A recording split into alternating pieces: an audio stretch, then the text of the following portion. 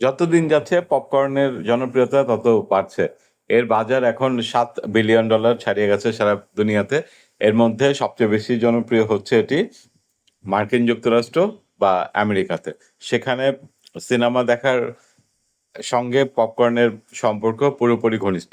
এতটাই ঘনিষ্ঠ যে অনেক সিনেমা হল আসলে টিকিট বিক্রি করে যা লাভ করে, কখনো কখনো পপকর্ন বিক্রি করে তার থেকে কোনো অংশে কম লাভ করে না। পপকর্নকে দেখে মনে হয় ফাস্ট ফুড বা আধুনিক কোনো খাবার, বার্গার, স্যান্ডউইচের মতো। কিন্তু আসলে তা না। মেক্সিকোতে ৯,০০০ বছর আগে ভুট্টা থেকে পপকর্ন তৈরি করা হতো।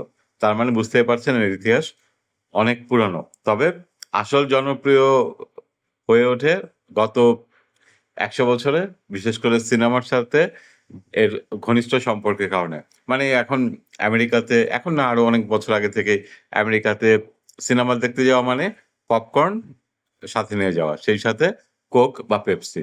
এই ২ টি দারুণ কম্বিনেশন। এটা কেন লাগে? কারণ হচ্ছে আপনি যখন পপকর্ন খাচ্ছেন তখন এটা তো একটু লবণাক্ত। তাই আপনার পানি খেতে ইচ্ছা করে।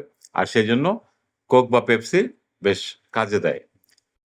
তবে কোক আর পেপসি কিন্তু মোটেও স্বাস্থ্যকর খাবার না।